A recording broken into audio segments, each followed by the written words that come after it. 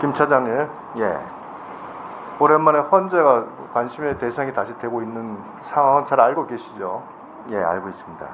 예, 입법 과정에서 절대 다수당의 국회법 유린으로 인해서 사실상 통과된 검수안박법 시행일이 이제 9월 10일로 다가왔습니다.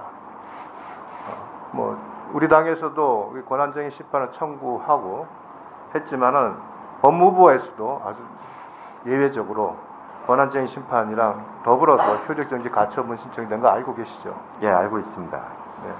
그 법을 한번 이미 많은 국민들이 50에서 60%가 이 법안을 반대하는 국민적 저항에 부딪힌 법안입니다만 그 절차를 보면 위장 탈당을 통해서 안건 조정위를 완전히 무력화했다는 국민적 비난이 거셌죠. 그거 아시죠?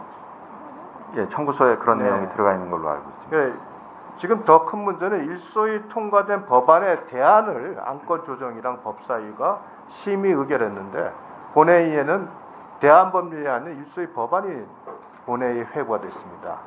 이런 문제가 더 큰 문제가 발생했고 또한 그 5월 9일 전 공포를 하겠다고 목표를 세우고 필리버스터를 막기 위해서 회기 쪼개기라는 그 편법이 여지없이 자행이 되고 하는 이런 일이 발생을 했습니다.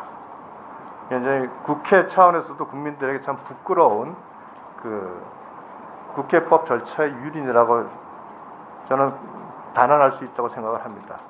그 내용도 보시면은 지금 고발인의 이의신 청권 자체를 그 경찰의 불송치 결정에 대해 이의신 청권 자체를 박탈을 했어요. 지금 사회적 약자인 장애인이나 아동 또 성폭력 피해자 같은 경우에는 고발로 인해서 구제되는 경우가 많은데 그들의 형사적 구제 권한을 완전히 그 박탈을 했고요. 또한 수사 개시 검사의 기소권을 배제하는 공소 유지를 금지시킴으로써 사실상 전 세계 유례도 없는 수사와 기소 분리라는 이런 제도가 막 탄생을 하고 있습니다.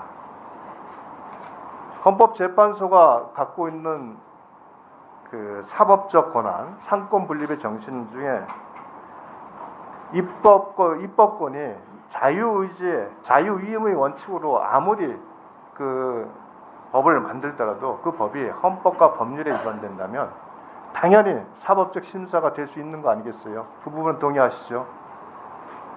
예, 국가 행위는 헌법과 법률에 따라야 합니다. 예, 상권 분립의 원칙은 견제와 균형의 원칙이고 그 견제와 균형에 있어서 어느 기관의 헌법과 법률에 위반된 그런 행위에 대해서는 그 타격을 사법부에서 심사를 받아야 되고 거기에 대한 적절한 판단을 해야 됩니다.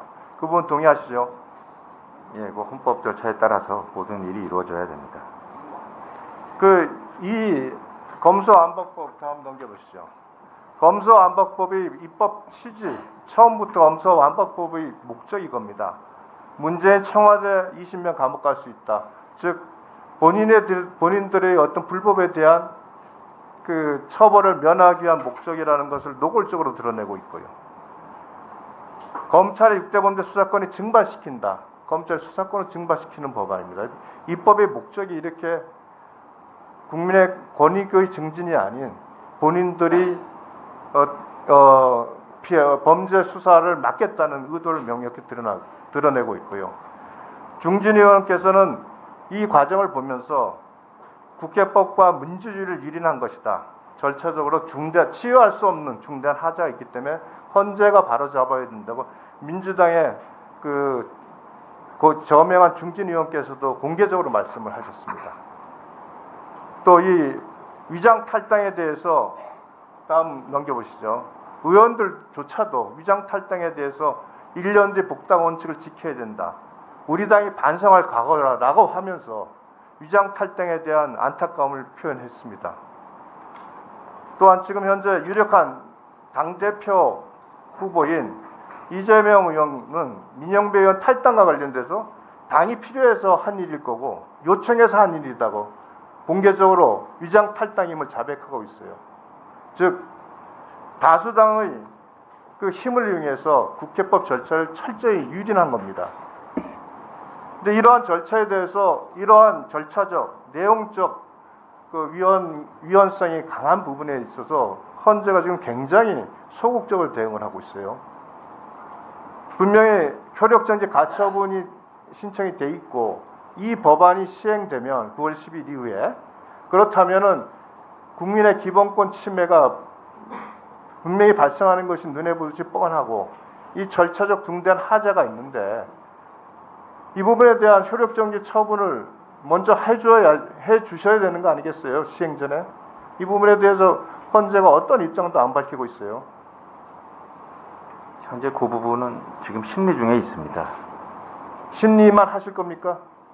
그 속도감 있게 지금 진행되는 걸로 알고 있습니다. 저희가 헌재에 대해서 지속적으로 지적한 것 중에 하나가 너무 편향적이라는 부분을 지난 전반기에도 계속 지적을 했어요. 그런데 어떠한 가처분에 대해서 지금 국민적인 비난 또 민주당 의원들조차도 그것의 위헌성에 지적이 있음에도 불구하고 현재까지 가처분에 대한 제대로 된 결정이 나오지 않고 있다는 거, 헌재가 상권 분립 정신 자체를 지금 오해하고 있는 거 아닌가 하는 의심이 듭니다. 충분한 역할을 해주셔야 되는 거고요. 제가 이 부분을 더 이렇게 말씀드릴 수밖에 없는 이유는 법무부가 청구한 권한쟁의 심판 사건은 9월 27일 날 공개 변론을 한다고 하고 있어요. 이건 법이 시행된 이유입니다. 그럼 법이 시행된 이후에도 그만큼 심리할 정도로 중대한 사건이라면 적어도 효력정지 가처분을 9월 10일 전에 함으로써 이 법이 시행으로 인해서 발생할 수 있는 중대한 권익 침해를 막아주고 그리고 나서 제대로 된 심리를 해야 되지 않겠어요?